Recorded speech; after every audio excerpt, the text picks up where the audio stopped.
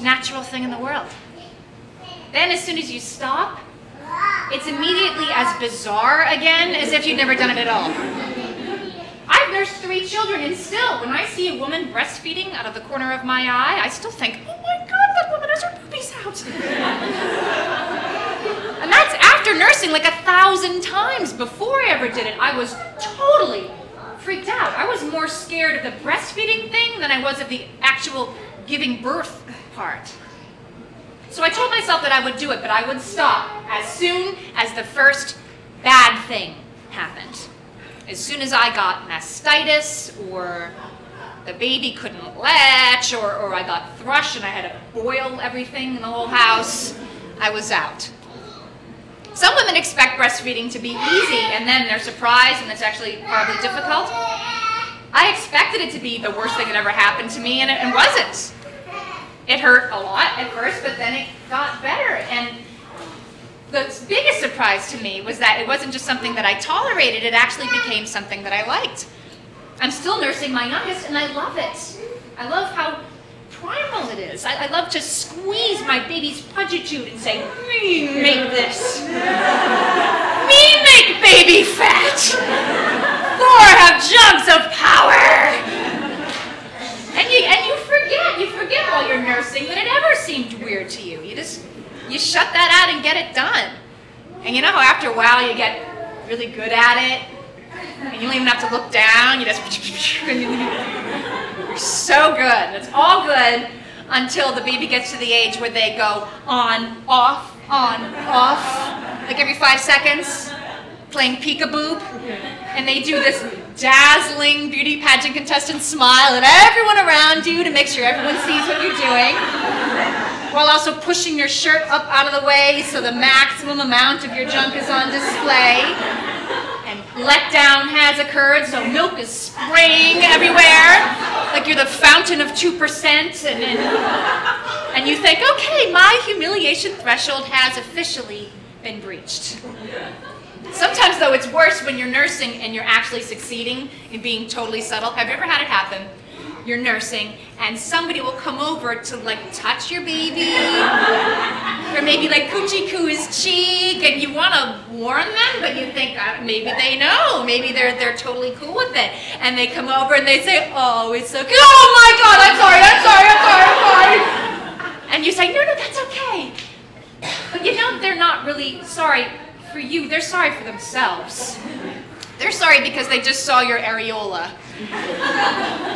And by the laws of transitive property, if they touched your baby, they touched your areola.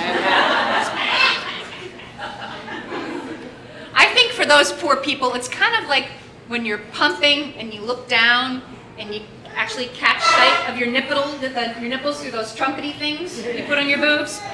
I'll be pumping with one hand and kind of like typing an email with the other, and for some reason I'll just out of the corner of my eye for a moment catch my nipple being sucked out by the pump. It comes out like a foot. It looks like on Tom and Jerry when Jerry hits Tom over the head with the mallet and his eyes go out of his skull. Now, maybe my nipple looks like that in my baby's mouth, too, but I don't have to see it. And that's the point. Nobody wants to see breast being sucked into twin number 2 pencils. So, I think while breastfeeding is slowly becoming not entirely unacceptable, pumping is the last taboo, because nobody wants to see you pumping. And nobody wants to be seen pumping. And when you have to carry this thing around with you and find an outlet to boot, it's hard to be subtle. So then why is it once you find a corner of the house where nobody will see you, and you get the thing out and plugged into you and plugged into the wall, and you get these Austin Power double shooter things attached to yourself, that, without fail, is when the doorbell rings. Or the plumber shows up, or your husband says, knock, knock, honey, have you seen my blue socks? And you're like, hold on, I'm coming. No, hold on, don't come in, don't come in, don't come in. And he says, oh my God, oh, I'm sorry, I am so sorry. And you say, I know you are, and I'm sorry too, for ruining your life. But the really weird part is that my older kids, My 5-year-old and 3-year-old boys, they love the pump. I mean, I could be in one corner of the house. I'll be behind 2 closed doors with music on and like a jackhammer outside the window. But somehow they hear the like, ooh, ooh, and they come running. They like nothing better than 2 front row seats. So they can ask me, but Mommy, how does it make the milk come out? Every 15 seconds or so. Now I'm a mom, I don't need much privacy. I can poop with the door wide open. And while I'm doing that, also help my kindergartner with his homework and read Barnyard Dance to the Baby 11 times in a row. But pumping is where I draw the line. Please leave Mommy alone, I will say. I'm trying to shoo them away with my elbows while shielding their eyes from the searing years of therapy-inducing sight of their mother, the dairy cow. But they stick around. They watch the whole thing, and then they follow me to the kitchen for the rinsing out of the trumpety things, so they can grab them from the dish rack and play laser gun parade.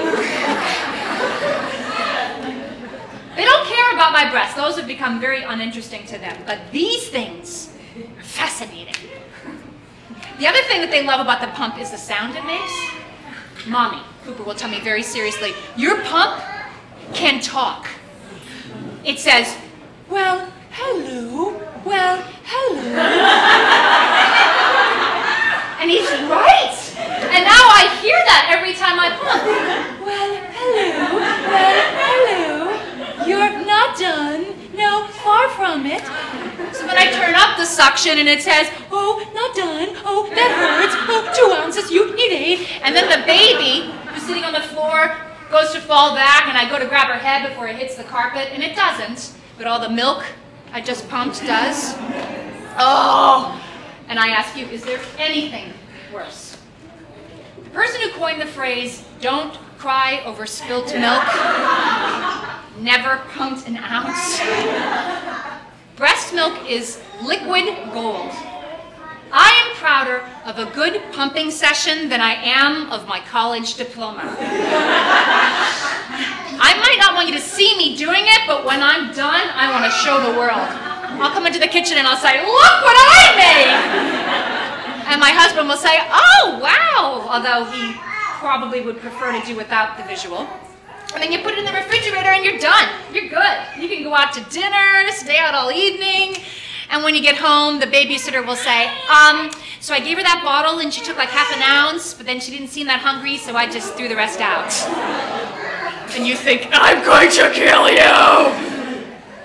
However, there have actually been some improvements. Have you guys seen the new hands-free pump? This thing is totally slick. Seriously portable. I mean, you get these new... Some stuff up there. It's all right. You take these new schmancy things, very new, and the suspender thing, you clip it right to your regular nursing bra, and then you take this battery pack and you clip it to your belt, and you can walk around the house two-siding it if you want to. You can walk out of the house and down the street if you feel like it. Which I do. I mean, I don't have any shame left. I'd much rather multitask than have my dignity. I'm going to take this thing to the gym and get on the treadmill.